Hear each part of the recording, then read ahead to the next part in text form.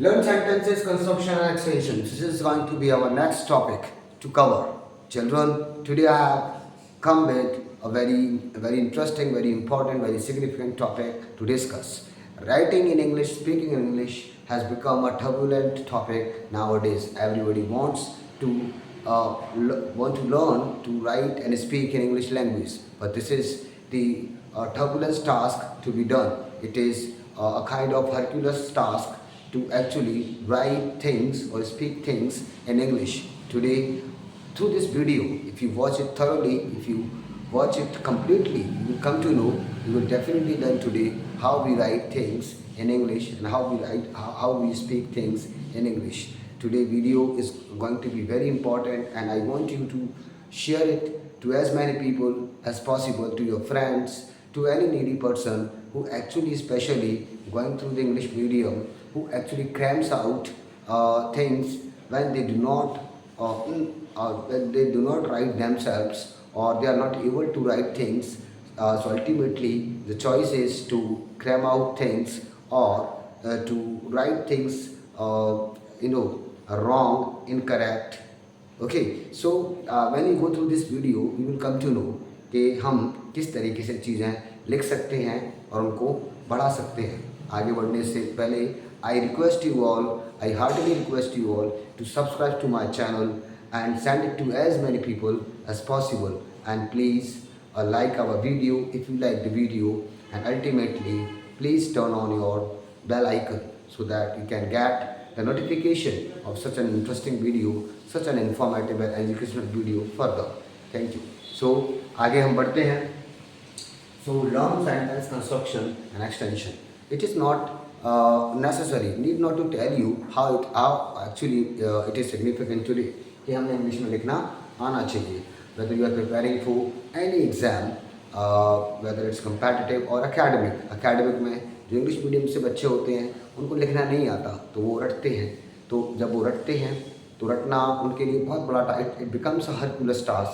So they write things but they do not understand things. Similarly, when they study things, when they read things, whether they understand or not, but they start cramming out them because they do not understand things. Okay. Similarly, the students who are preparing for competitive exams, comprehension, writing, reading, and also writing skills becomes a very important topic to learn. So आज हम इस चीज़ को समझते हैं, पढ़ते हैं, अच्छे से देखते जाइए कि किस तरीके से मैं आपको लर्न सेंटेंस कंस्ट्रक्शन और एक्सटेंशन सिखा रहा हूँ. सो सबसे पहले एक चीज़ को जान लीजिए. आज मैं आपको बताता हूँ कि किस तरीके से इंग्लिश या किसी भी लैंग्वेज में जब हमें सेंटेंसेस बनाना होता है तो जो सेंटेंस होता है it is made of the amalgamation or blend of different words. So different words come together and make a sentence. Okay, कोई बहुत सारे वर्ड्स मिलकर के एक सेंटेंस बनाते हैं. तो क्वेश्चन ये आता है, can we use random words? Obviously not, because हम जब हिंदी में बोलते हैं, लिखते हैं, we do not use random words. We use just required words. जो हमें ज़रूरत है किसी पर्टिकुलर मैसेज को कन्वे करने के लिए वही वर्ड्स हम यूज़ करते हैं. हम रैंडम वर्ड्स या कोई भी अननेसेसरी वर्ड यूज़ नहीं करते और ना ही करना चाहते. सिमिलरली इंग्लिश में भी या किसी भी लैंग्वेज की मैं बात करूँ, it is not like necessary to use random word, or it is not actually possible to use random words. So it's a very important for us to use correct words, situational word, and that fits according to the situation, and that gives the sense what actually wanting to convey the message. वो चीज़ हमें आनी चाहिए. So तो फिर हम कौन से word use करें, कैसे वर्ड यूज़ करें, किस तरीके से सेंटेंस कंस्ट्रक्शन करें. तो आज मैं अफर्मेटिव और नेगेटिव सेंटेंसेस को अदर देन इंटरोगेटिव आपको मैं सेंटेंसेस लिखना और बढ़ाना सिखाता हूँ. तो ज़रा ध्यान से देखिए, जब हम कोई भी सेंटेंस लिखना स्टार्ट करते हैं इंग्लिश लैंग्वेज में तो आप सबसे पहले तो इन तीन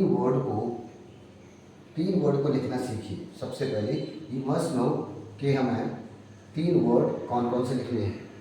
whom, what, who, what, who. So you start your sentence with these three important questions. Okay? कौन क्या कर रहा है और किस पे कर रहा है. तो सपोज मैंने मुझे मान के चलो एक स्टोरी लिखनी है.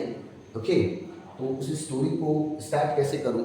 तो to start that story I will take these 3 words. Okay, so मैंने लिखा a bird,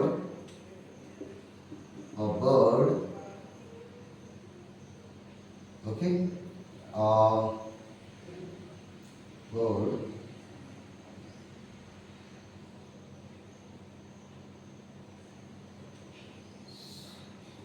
bird eating a seed. Okay, a bird was eating a seed. So this is how you started your story. ठीक है, ये सबसे पहले आपके दिमाग में आया कि आपको कहानी क्या बतानी है, उस कहानी का डूअर कौन है, उस कहानी को किससे स्टार्ट करें. तो सबसे पहले मेरी कहानी का पहला जो पार्ट है वो बर्ड है. बर्ड का एक्शन क्या है और वॉज ईटिंग क्यों लिखा मैंने, क्योंकि इस चीज़ को मैं पढ़ा चुका हूँ. प्रोग्रेसिव एक्शंस होते हैं इंग्लिश लैंग्वेज में. प्रोग्रेसिव एक्शंस का मैंने एक वीडियो बनाया है. I have already uploaded a video on progressive action. If you want this to see, to watch, I will send a link of this video to my descriptive part, so you can just watch this video अगर आपको progressive को और थोड़ा detail में जानना है. So basically आपने progressive action लिखा, पास्ट में प्रोग्रेस चल रहा था और इसमें एक काम चल रहा था, वर्ड वॉज ईटिंग. तो ईट कर रहा है तो कुछ ना कुछ एडिबली खा रहा होगा. तो मैंने लिखा ये बर्ड क्या खाता है, सीड खाता है generally. So a bird was eating a seed. So this is how I complete my first step by constructing one sentence. एक सेंटेंस को कंस्ट्रक्ट करके, एक सेंटेंस को बना करके मेरा पहला काम खत्म हो गया. अब मुझे इस सेंटेंस को आगे बढ़ाना है, इस स्टोरी को आगे बढ़ाना है. तो क्या करूँ मैं? तो जनरली होता क्या है बच्चों, हम आगे जब भी सेंटेंस बढ़ाते हैं तो जनरली हम इन 3 चीज़ों पर बड़ा ध्यान देते हैं. Your subject, your action and your object. Doer, action and receiver. इन तीनों से रिलेटेड कोई भी चीज़ आगे कोई भी चीज़ हमें एक्स्ट्रा देनी है, एक्स्ट्रा इन्फॉर्मेशन देनी है, कोई एक्स्ट्रा चीज़ ऐड करनी है, तो इन तीनों चीज़ों में ही ऐड कर सकते हैं. क्लियर? अब इन तीनों में ऐड करने के लिए हम लोग डिफरेंट पार्ट ऑफ स्पीच और अपन कहें इनको इंग्लिश वोकैबुलरीज को यूज़ करते हैं. तो सबसे पहले मान के चलो मुझे ईटिंग का एक्चुअली प्लेस और टाइम बताना है. तो मेरे पास 2 तरीके हैं. या तो मैं वर्ड के थ्रू बताऊं कि एक वर्ड में उसका टाइम या प्लेस आ जाए, या फिर सेंटेंस के थ्रू बताऊं जिसमें पूरे सेंटेंस में उसका टाइम और प्लेस बताया जाए. तो ईटिंग के लिए चलो हम एक वर्ड का यूज़ करते हैं. मतलब एक वर्ड से मैं टाइम और प्लेस को कन्वे करूँ. ठीक है, एक और वर्ड में इसमें ऐड कर दूँ. उसके लिए मैं स्पेशल वर्ड यूज़ करता हूँ जिसको अपन इंग्लिश वोकैबुलरी में प्रेपोजिशन बोलते हैं. We call them preposition in English vocabulary. ठीक है, तो अगर मुझे टाइम बताना है, क्या बताना है, या प्लेस बताना है.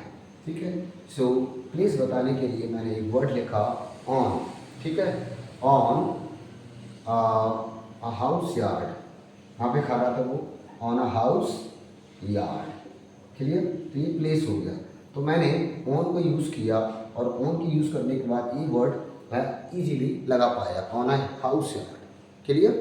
House yard. और भी इसमें और भी कई सारी चीज़ें ऐड करनी है. मान के चलो टाइम बताना है एग्जैक्टली, तो मैंने लिखा इन एन इवनिंग या इन a morning.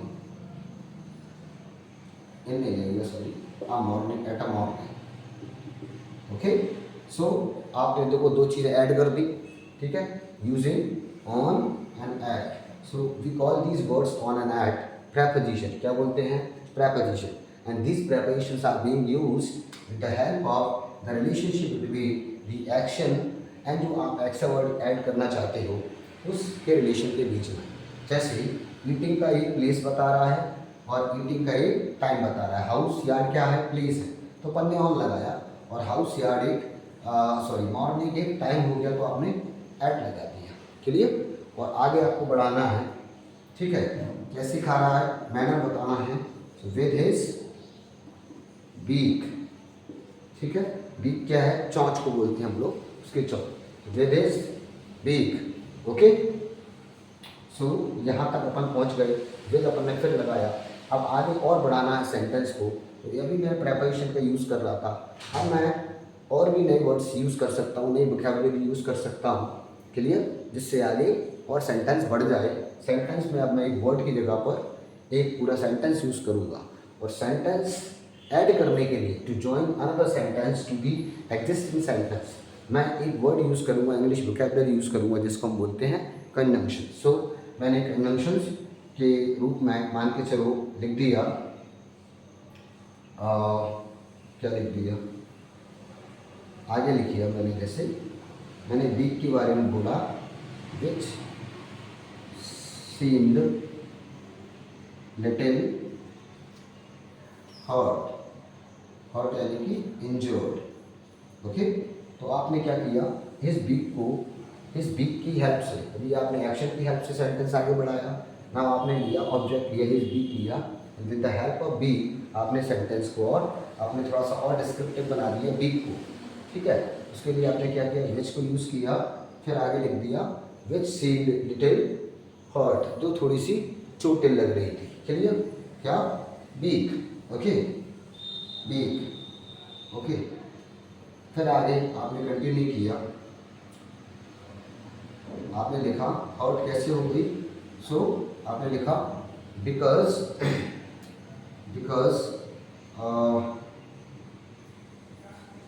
It was bleeding.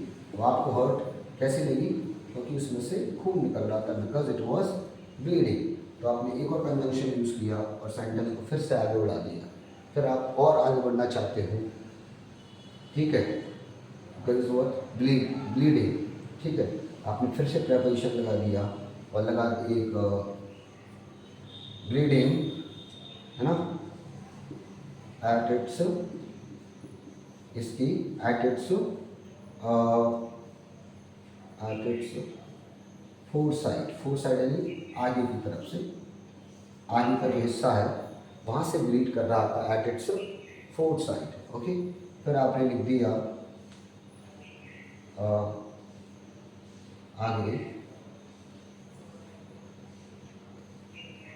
आगे बढ़ाने के लिए आपने लिखा देन, एक नया सेंटेंस आपने फिर से स्टार्ट किया।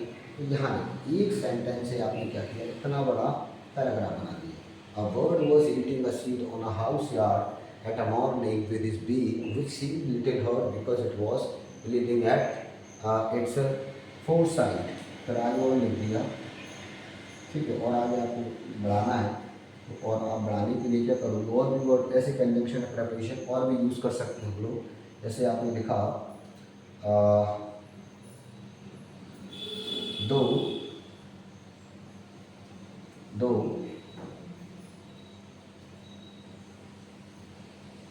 the hurt was not worrying। जो हर्ट था वो worrying यानी कि बहुत ज़्यादा चिंताजनक नहीं था, चिंता करने वाला नहीं था। ये आपने सेंटेंस जोड़ा किसकी हेल्प से, दो अगेन आप कंजंक्शन। ठीक है, फिर आपने लिखा worrying despite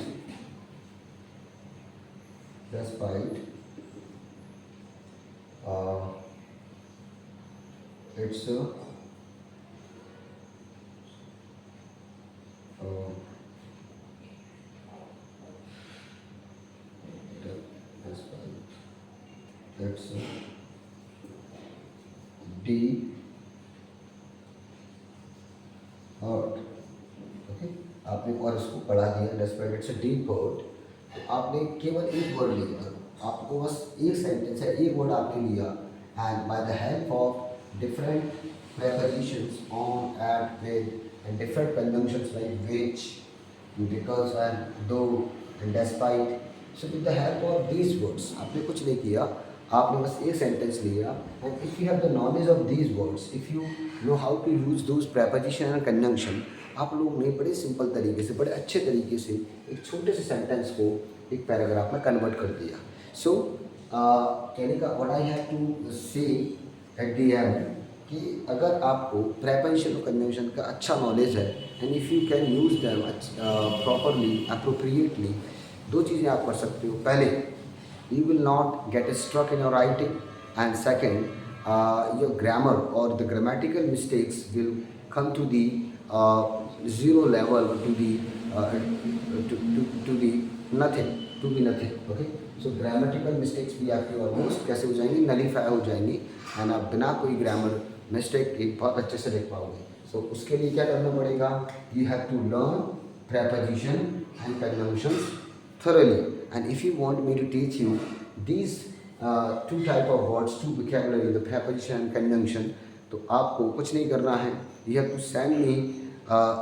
to send me the message through the comment section below. आप जस्ट लिखिए कि आपको preposition या conjunction को डीपली पढ़ना है, अच्छे से पढ़ना है, तो आप मुझे कमेंट कीजिए, and I will try my level best to upload a video on preposition conjunction as soon as possible, and I will definitely try all I can do to teach you these two words, because ये words बहुत useful हैं. आपको एक sentence बनाना तो आ जाएगा, but to convert that sentence into paragraph ये कभी नहीं सीख पाओगे. You can never learn until you know the correct uses of the preposition and conjunction. Ensure आपको ये वीडियो एजुकेशनल और इन्फॉर्मेटिव लगी होगी. अगर आपको इन्फॉर्मेटिव और एजुकेशन लगी है वीडियो, तो please send it and share it to your friends, colleagues, mates, everyone else, and you can share with us the feedback you want to give to me through the comment section, and whatever you want new from me, just send me message through the comment section. आपका मुझसे जुड़ने के लिए बहुत बहुत thank you, and हम नए video में मिलते हैं with the new interesting and informative and educational video. Thank you very much.